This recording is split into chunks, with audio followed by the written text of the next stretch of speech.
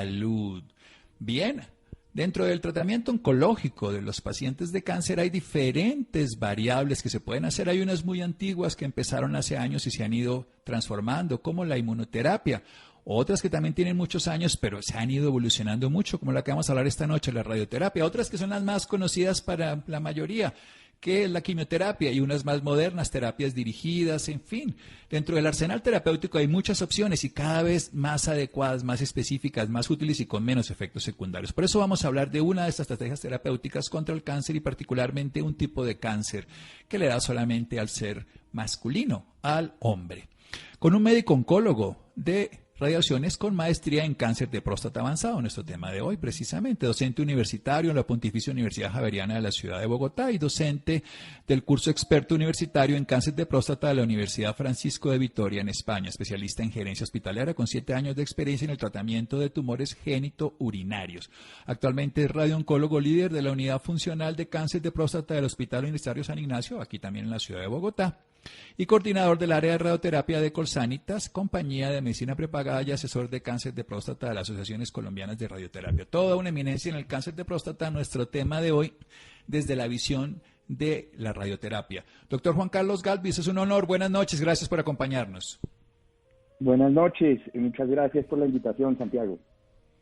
Bueno, doctor Juan Carlos, cuéntenos qué es la radioterapia para que podamos ya después en la segunda parte desarrollar muy bien el tema.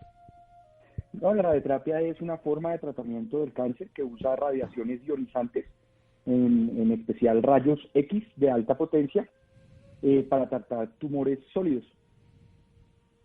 Bien, ¿y por qué puede funcionar con el cáncer que le pongamos rayos X, que todo el mundo los conoce, que son para ver radiografías, o sea, para permitir ver imágenes? ¿Por qué pueden funcionar para destruir un tumor?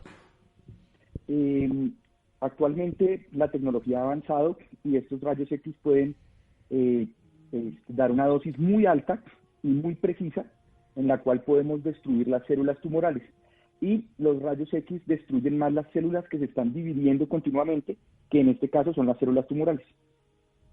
O sea, las células de crecimiento rápido como las de los Exacto. tumores. ¿Y esto, cuándo empezó la radiación? De una manera corta, ¿cuándo empezó la radioterapia? Porque hay desde el siglo pasado evidencia científica al respecto. Exactamente. Básicamente, la que abrió el camino fue Marie Curie con la radiología, al descubrir los rayos X, y posteriormente se crearon máquinas y el uso de los rayos X para terapia, no solo diagnóstico, sino terapéutico. Pero estamos hablando que máquinas de radioterapia como tal, como desde 1930, 40, ya habían.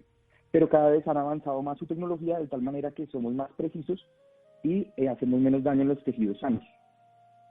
Que eso es lo más importante, es lo que más le interesa a un paciente, porque antiguamente a los pacientes de cáncer se les daba a veces solamente tratamientos paliativos, hoy pueden ser curativos y se interesa que haya calidad de vida. Vamos a hacer un pequeño corte aquí en Sanamente de Caracol Radio. Seguimos con el doctor Juan Carlos Galvis, médico oncólogo radioterapeuta, que nos está hablando sobre la radiación en el cáncer de próstata, específicamente este cáncer que crece cada vez más, que es obviamente solo masculino y que se puede tratar de diferentes maneras. Seguimos en Sanamente de Caracol Radio.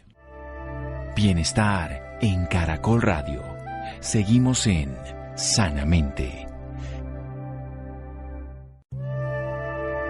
Bienestar en Caracol Radio. Seguimos en Sanamente.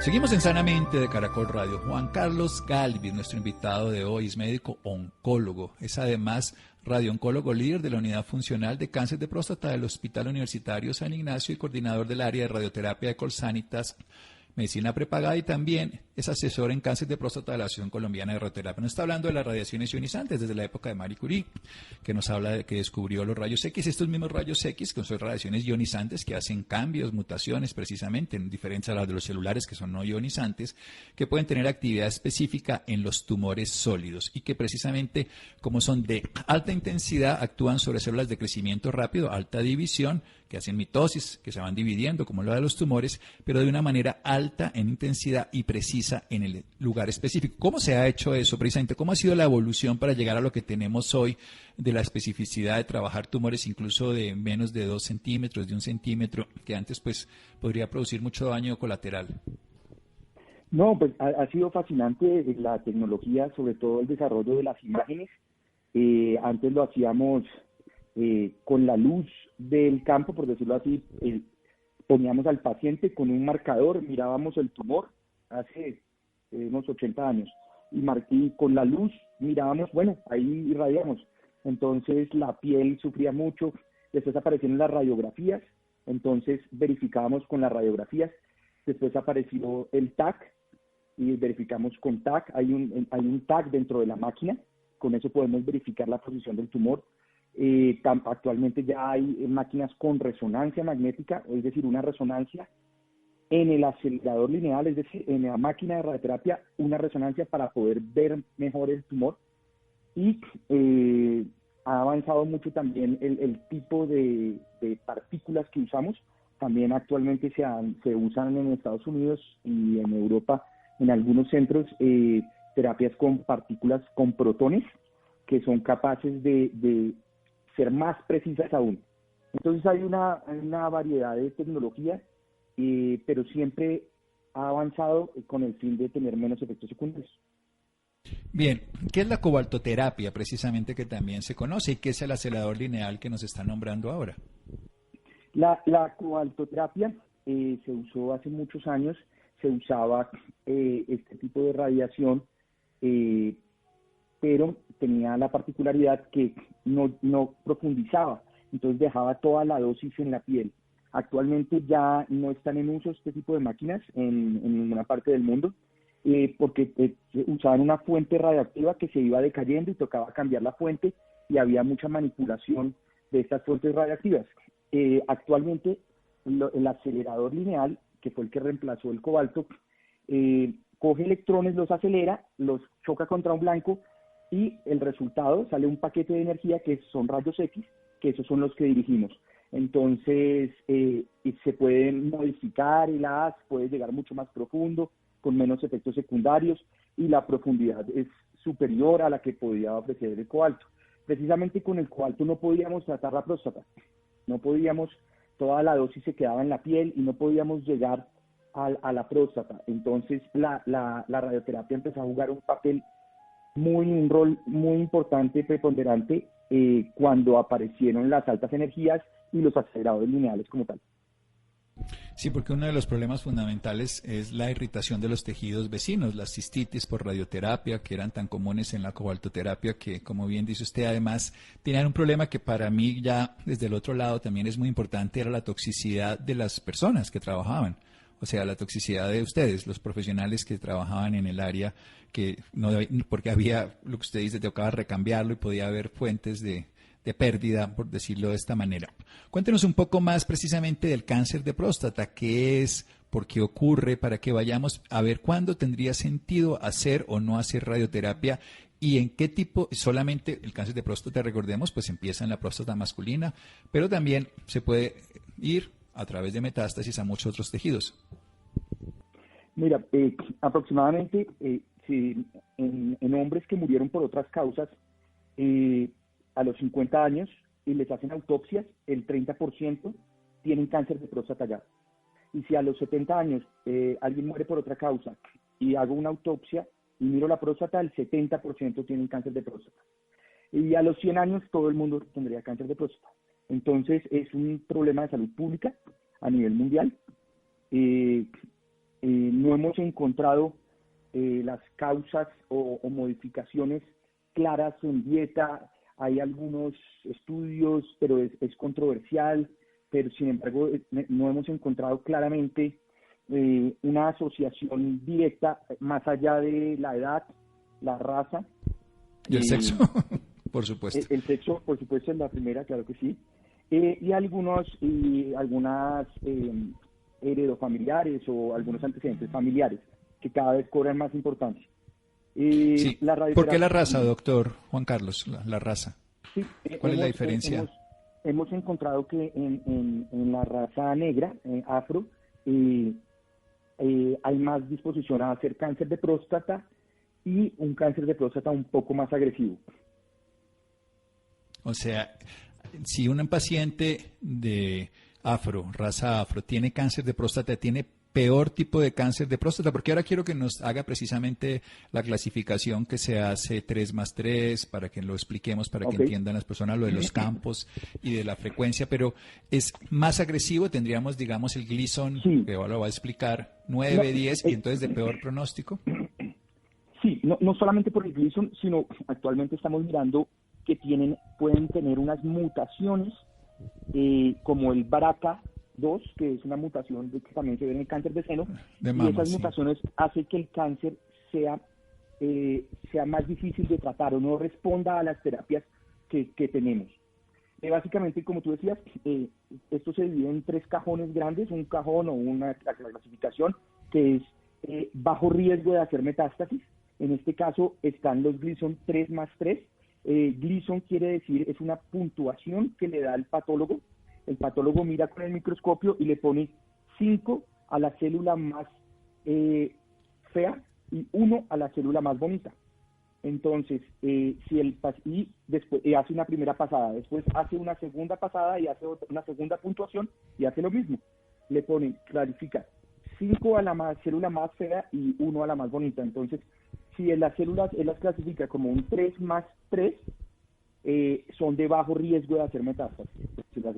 Y riesgo intermedio, el cajón de riesgo intermedio es si tiene una clasificación de Gleason de 3+4 o 4+3, y alto riesgo, una clasificación de 4+4 o 4+5 o 5+5. Entonces, así se clasifican por el riesgo que tiene de hacer metástasis. La radioterapia es un método que es igual que la cirugía, es decir, los desenlaces son iguales, los desenlaces de cáncer, es decir, el control local, la supervivencia global a 5 años son iguales, pero cada una tiene sus ventajas y sus desventajas, pero en curación son iguales, por decirlo. El bajo riesgo, básicamente, actualmente lo estamos vigilando, y en el momento en que se vuelva un poco más agresivo, lo hacemos un tratamiento activo. El riesgo intermedio, tú puedes hacer cirugía o radioterapia. Dentro de las radioterapias también hay otras modalidades como braquiterapia. Y en alto riesgo podemos hacer cirugía o radioterapia, o en algunos casos cirugía y radioterapia. Bueno, y faltó la hormonoterapia también, pero quiero que precisamente que me aclare los diferentes tipos de radioterapia y nos cuente la que usted se ha especializado, porque también está la braquiterapia, esas semillitas que se colocan, porque a veces el paciente que llega con cáncer de próstata, usted le abren toda esta posibilidad. Nos ha dicho muy bien que todos a los 100 años tendríamos cáncer de próstata, pero fíjese que también uno sabe que muchos pacientes se murieron de otra cosa totalmente distinta, se murieron con cáncer, pero no de cáncer de próstata, por decirlo de esa manera. ¿Qué es esto de la braquiterapia y de otro tipo de radioterapias? Entonces, la braquiterapia, braqui significa corto, quiere decir poner las semillas de radiación dentro del tumor. Y teleterapia, que es radioterapia externa, es con rayos X y hay una distancia, porque tele es distancia. Entonces, la braquiterapia se usaba mucho, ha perdido un poco su uso debido a que hay menos experticia o los centros de formación han perdido un poco la enseñanza de la braquiterapia. Desde que Estados Unidos cogió el liderazgo de esta especialidad, ellos son como menos invasivos, y lo que se buscaba con la radioterapia era ser menos invasivo, ya que para lo otro estaba la cirugía. Entonces se ha perdido un poco el uso. Sin embargo, hace un año salió un estudio muy importante en el que demostró que en pacientes de alto riesgo, con Gleason muy feos, por decirlo así, un 5+5, score 8, 9 o 10, el hacer primero radioterapia externa y después de hacer un refuerzo con braquiterapia, les iba mejor que hacer solo radioterapia externa o hacer solo cirugía. Entonces la braquiterapia otra vez está jugando un papel importantísimo, pero simplemente es una modalidad de tratamiento, una alternativa de tratamiento. Sí, complementando un tratamiento más grande. Vamos a hacer un pequeño corte nuevamente aquí en Sanamente de Caracol Radio. Estamos hablando con el radiooncólogo Juan Carlos Galvis. Nos está explicando lo que es la radioterapia, hablando del cáncer de próstata. Ahora vamos a seguir hablando después del pequeño corte para entender un poco más y también saber eso del PSA. ¿Tiene sentido? ¿Cómo se vale la pena? Siempre hay una controversia mundial de tomárselo o no tomárselo, seguir esas indicaciones. ¿Cómo sabemos realmente si tenemos esta enfermedad?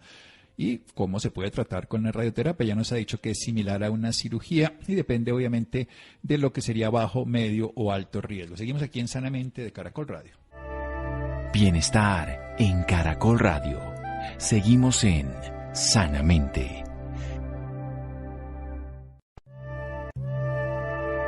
Bienestar en Caracol Radio. Seguimos en Sanamente.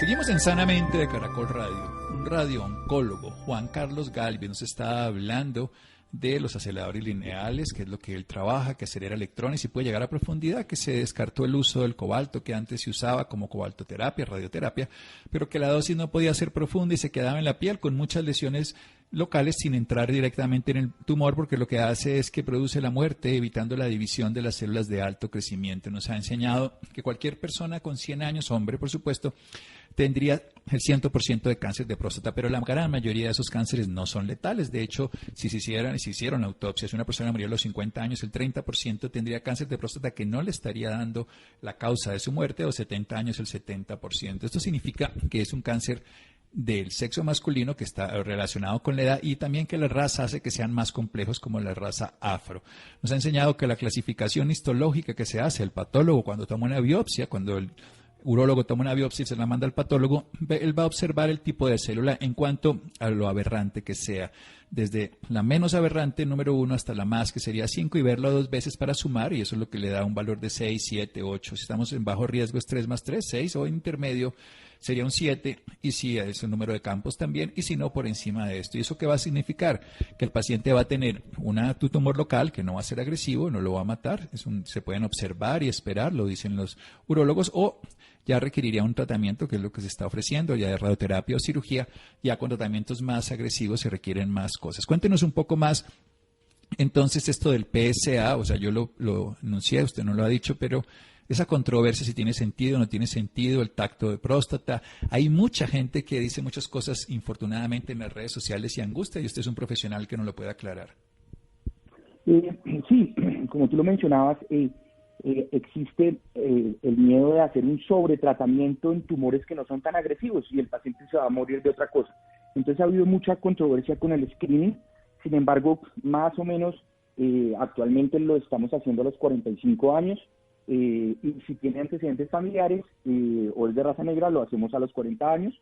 Lo que estamos buscando es identificar mediante medicina de precisión, es decir, buscar ese tipo de genes que nos ayuden a ver si el tumor que tiene el paciente va a ser un tumor agresivo, entonces no necesitaría una terapia más intensiva, o por otro lado, no es un tumor tan agresivo y podríamos dejarlo en vigilancia. Estamos mejorando la clasificación. La clasificación con el Gleason lleva unos 40 años y se está quedando corta. Entonces estamos haciendo una clasificación como molecular que sea más precisa para saber a quién debemos tratar y a quién no debemos tratar. Bueno, eso es importante, porque ganarse un tratamiento gratis tampoco tiene sentido. Y evitarse un tratamiento cuando puede llegar a ser curativo tampoco tiene sentido. Es poder, en esto que es el screening, de hacer esa valoración, ese muestreo que se hace, en este caso de diagnóstico, para poder saber la especificidad terapéutica. ¿Cómo sería una sesión de radioterapia? ¿Cómo se hace la radioterapia que usted hace? Okay. Bueno, mira, que es el acelerador lineal. Básicamente, nosotros le tomamos un TAC al paciente que está comunicado con la máquina. En ese TAC delimitamos la próstata, delimitamos la vejiga, delimitamos el recto, delimitamos el bulbo peniano, delimitamos las cabezas femorales, y después con un software que tiene más o menos 20 millones de posibilidades de haces de radiación de llegar a la próstata, hago un ensayo y error en el paciente virtual, es decir, en el TAC. Hago un ensayo y error hasta que me quede el mejor plan posible. Y ahí yo a veces digo, no, este plan no me sirve porque en el recto me queda muy caliente o se me pasa la dosis límite. Entonces vuelvo y lanzo otro cálculo. Hacemos eso y después, cuando ya tenemos el plan final o el mejor posible, ponemos un maniquí en la máquina y le disparamos al maniquí, y si todo está bien, llamamos al paciente. Esto nos ha permitido, y como la máquina tiene un tag dentro de la máquina, podemos hacer verificación del tag de la primera vez con el tag con el que vamos a irradiar en ese momento. Hacemos una función de imágenes y sabemos exactamente si estamos en el blanco o no. Esto nos ha permitido, antes los tratamientos duraban 40 sesiones, ahora podemos hacer tratamientos de 5 sesiones, por ejemplo. Y una sesión el paciente entra, por decirlo así, se queda, dura alrededor de unos 5 minutos la sesión, y otros 5 minutos de imágenes, serían como unos 10 minutos. El paciente simplemente se acuesta durante 10 minutos, él no siente nada porque son rayos X, y después se para. Esto es un tratamiento localizado, no es como la quimioterapia que va por todo el cuerpo, que las defensas se bajan, no, es muy localizado. Entonces los síntomas que puede presentar por lo general son después de varias sesiones y son muy locales. Son, por ejemplo, el aumento de la frecuencia urinaria, un poco de diarrea en algunos casos, pero son síntomas muy locales. Por lo que te digo que esto ha avanzado a una manera tal que básicamente el error que nosotros tenemos con la máquina y con los físicos que trabajamos, el error puede ser de 4 milímetros, nuestro error, por decirlo así. Sí, que en una próstata pues es muy poco espacio y que afortunadamente. ¿Y qué riesgo hay para la familia? Por ejemplo, este señor es irradiado 5 veces, ya no 30, pero llega a su casa, él se vuelve una fuente radioactiva, como algunos pacientes decían cuando llegaban otros que volvían fuentes de cobalto. No, ya no. Entonces el paciente no emite ningún tipo de radiación, puede alzar un bebé, puede dormir con su pareja. No, ya no emite radiación. Lo que puede suceder es que en los tejidos aledaños, es decir, periprostáticos, ahí sí haya como una inflamación. Lo que ahora producimos nosotros es como una inflamación cercana de la próstata en este caso. Bien, si un paciente tiene un tumor pequeño, volvamos entonces, y ya le hemos averiguado a través de la genética de este tipo de genes, no solo el BRCA1, todo lo que se va averiguando, y se sabe entonces realmente si este señor es realmente un bandido que va a ser toda una catástrofe o simplemente pues es ahí un pasivo, como puede ocurrir en el 84% de los pacientes de cáncer de próstata, y se decide hacer radioterapia. ¿Es mejor indicado que hacerle cirugía robótica, por ejemplo, que también se utiliza, hacerle una radioterapia? No estamos hablando de braquiterapia, sino la radioterapia con acelerador lineal, ya como usted bien nos habla, con un TAC específico sobre la zona del tumor. Son iguales en curación. En eso andamos, por decirlo así, haciendo estudios que multicéntricos y aleatorizados, es decir, que sean de 2 brazos, uno que sea cirugía y otro que sea radioterapia, y en eso vamos. Hasta el momento la evidencia dice que son iguales. La cirugía tiene sus efectos secundarios. La radioterapia, dentro de los efectos secundarios, puede ser que puede haber un sangrado rectal en menos del 4% de los pacientes, porque se lesiona un poco la mucosa del recto. Y puede haber una urgencia urinaria, porque la vejiga queda como irritada y dan como ganas de ir a orinar más frecuentemente. Eso es como lo que producimos. Lo que sí es que nosotros producimos menos impotencia que la cirugía, eso es lo que han mostrado los estudios, pero en curación somos iguales y las dos alternativas son válidas. Por lo general nosotros irradiamos gente mayores, de más edad, y por lo general si el paciente es muy joven, se opera para guardar el arma de la radioterapia por si vuelve a nacer otra vez el tumor, que nosotros le decimos recaída bioclínica. Entonces, más o menos así, pero no se puede decir que ninguna es superior a ninguna. Bueno, es importante ese dato y lo voy a resaltar, el tema de la disfunción eréctil, porque es un tema fundamental en la relación de cualquier ser humano. Y fundamentalmente la radioterapia entonces tiene menos complejidad frente a este tema. Hay un tema también importante, la radioterapia también se puede usar eventualmente en otros tejidos cuando hay metástasis óseas. Sí, señor. Sí, para paliar el dolor es un arma terapéutica muy eficiente cuando las dosis de opiáceos o de medicamentos son muy altas y el paciente, las metástasis producen dolor, irradiamos las metástasis con una sesión, puede ser ahora nomás, y eso mejora mucho el dolor y hace que los pacientes tomen menos medicamentos, que a veces algunos medicamentos tienen unos efectos como de somnolencia o náusea, entonces ayuda a tener una mejor calidad de vida en estas fases de la enfermedad. Bien, con toda esta tecnología cambiando, se ha aumentado la capacidad, digamos, de irradiar un paciente. Recordemos que si un paciente tiene metástasis en varias partes del cuerpo y el tratamiento es local, no se hace una radioterapia de todo el cuerpo, sino se hace radioterapias en todas las zonas. Pero también hay una máxima tolerancia.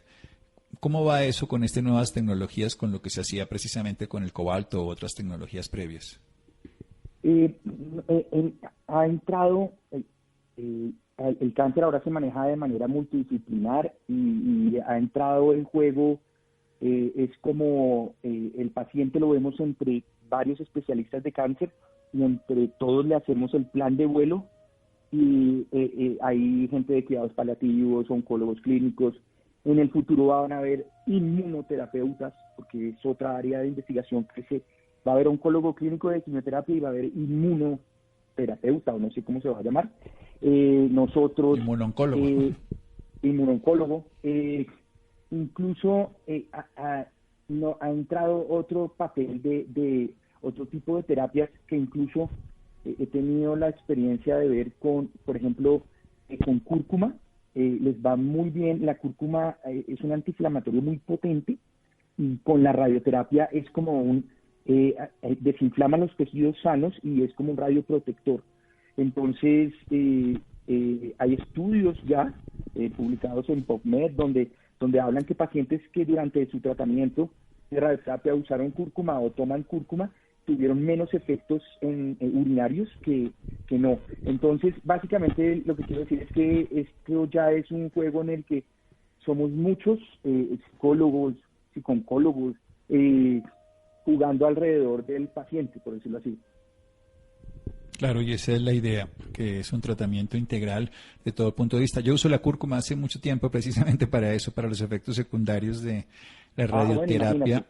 Sí, funciona muy bien, y para la cistitis, y evidentemente de 30 y tantos años que hago cuidado paliativo, la diferencia entre la radioterapia actual a la radioterapia de antes es pues del Simca al Ferrari, ¿no? Más o menos, sin ofender a los del Simca. Qué bueno oír eso, porque a veces nosotros no abrimos el campo o no nos familiarizamos con y tenemos que trabajar en equipo.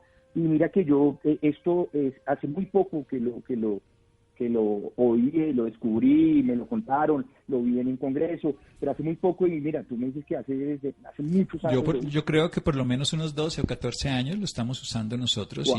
Y cotidianamente. Y lo recomendamos tomar, y lo recomendamos siempre tomarlo con pimienta, que lo absorbe hasta 100 veces más de pimienta negra. Es clave que yo le digo a los pacientes, o ya hay tabletas, o si no, que tomen una cucharadita de cúrcuma molida, que ellos mismos la hagan o que la compren, pero sin nada más artificial, y le pongan una pizca de pimienta negra y se lo comen en la sopa,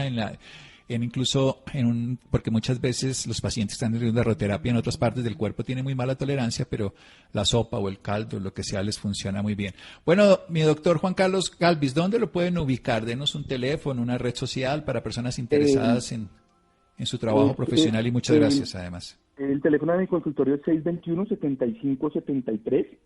Sí. Y en mis redes es doctor, guión en el piso, sí. Doctor Juan Galvis.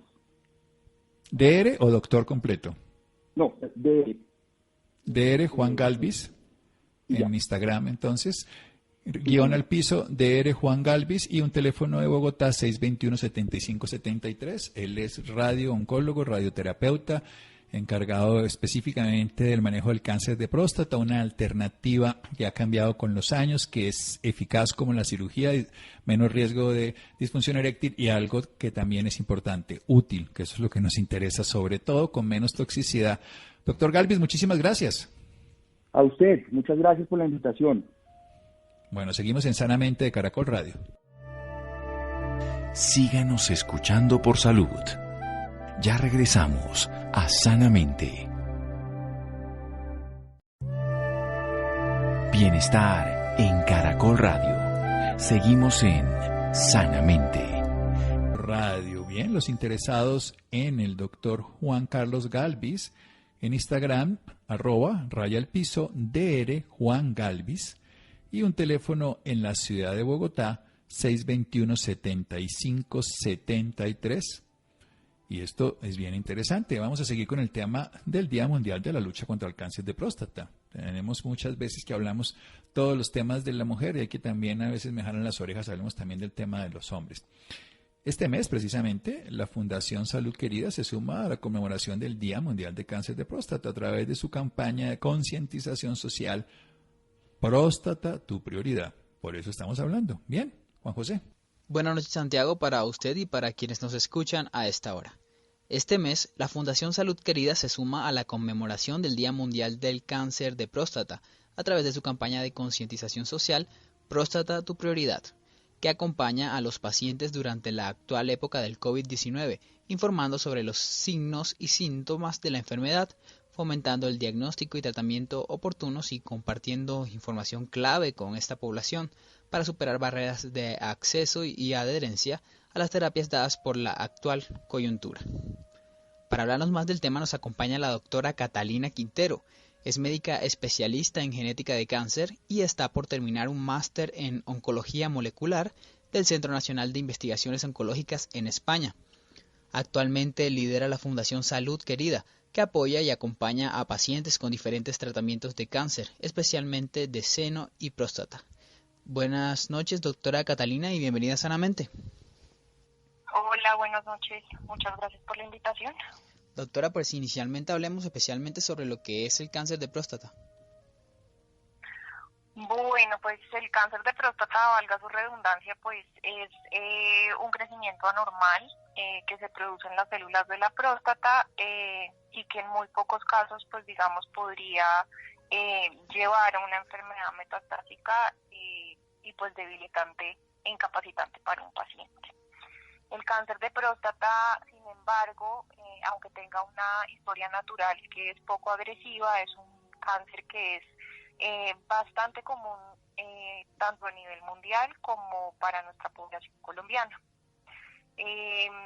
Actualmente, pues según los datos de Globocan para el año 2018, se estimó que en Colombia se reportaban aproximadamente 12.700 casos nuevos por cáncer y más o menos unas 3.100 muertes por esta causa. Digamos que es un cáncer que es muy común, sin embargo, pues en lugar de mortalidad ocupa el cuarto lugar después de otros cánceres mucho más mortales como lo pueden ser el cáncer gástrico o el cáncer de pulmón o colon. Doctora, ¿cuáles son los síntomas de esta patología? Esta es una pregunta muy importante porque siempre que hablamos de cáncer estamos buscando un síntoma al que asociar la palabra cáncer.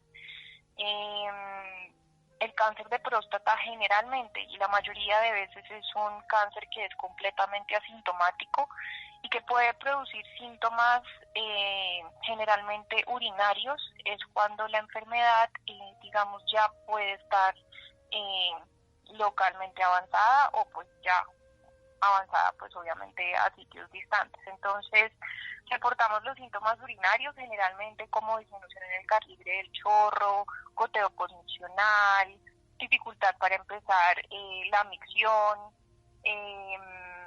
y pues digamos si estuviéramos ya sospechando pues una enfermedad un poquito más avanzada pues también diríamos que habría que considerar los dolores o síntomas óseos, entonces dolor en la cadera, en la columna vertebral.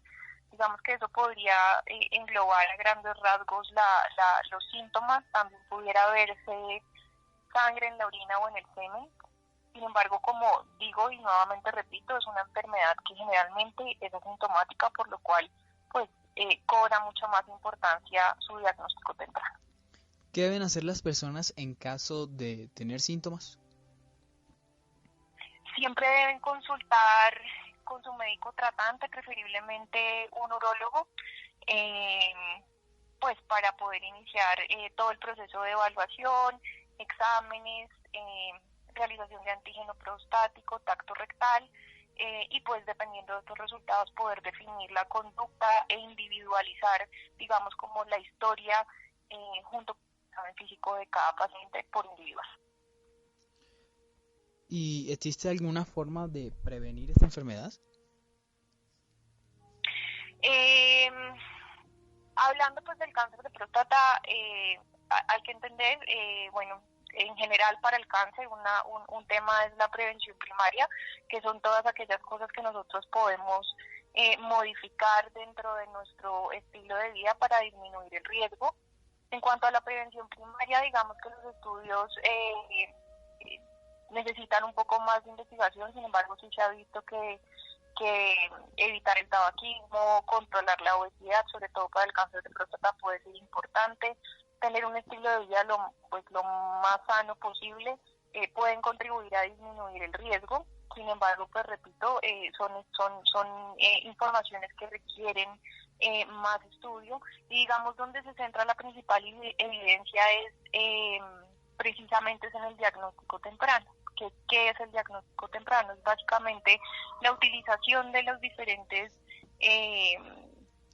pruebas médicas o consultas médicas que nosotros podemos hacer para poder detectar personas que tengan un alto riesgo de desarrollar la enfermedad y sobre ellas pues realizar estas pruebas. Entonces, cuando nosotros hablamos para diagnóstico temprano de cáncer de próstata, nos estamos refiriendo básicamente a la realización del antígeno prostático, que es una prueba que se hace en sangre.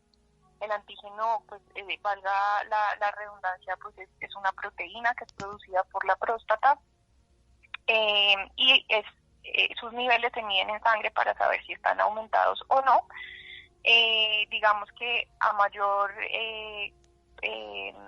elevación del antígeno prostático, digamos que podríamos tener un mayor riesgo de cáncer de próstata, y esto siempre se debe complementar con la realización de un tacto rectal, con la cual el urólogo o el médico tratante lo que hacen es verificar el tamaño, la consistencia y o la presencia de alguna irregularidad en la próstata, sobre todo en la parte periférica, que es donde se reporta que se crean la mayor parte de tumores que afectan la próstata. Doctora, ¿existen mitos con base a la realización de este examen que es doloroso, que es incómodo? Cuéntenos cómo se realiza este examen y para desmentir esto. Bueno, esto es algo que con esta campaña y junto con la Fundación Salud Querida hemos venido trabajando desde hace un tiempo. Sabemos que el tema de la próstata puede ser un poquito difícil de entender o comprender pues por la población o el sexo masculino en general.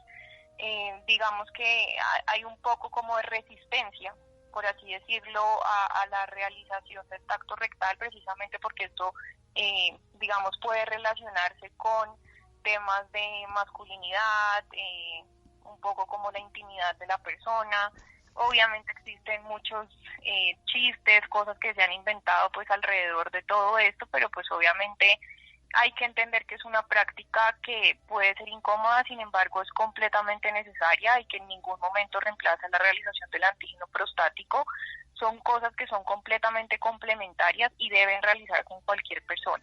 Nosotros hemos estado trabajando mucho para decir que esto no es un examen que cuestione el género de la persona, sino que es una cuestión de vida o muerte. O sea, básicamente acá lo que nosotros necesitamos es entender que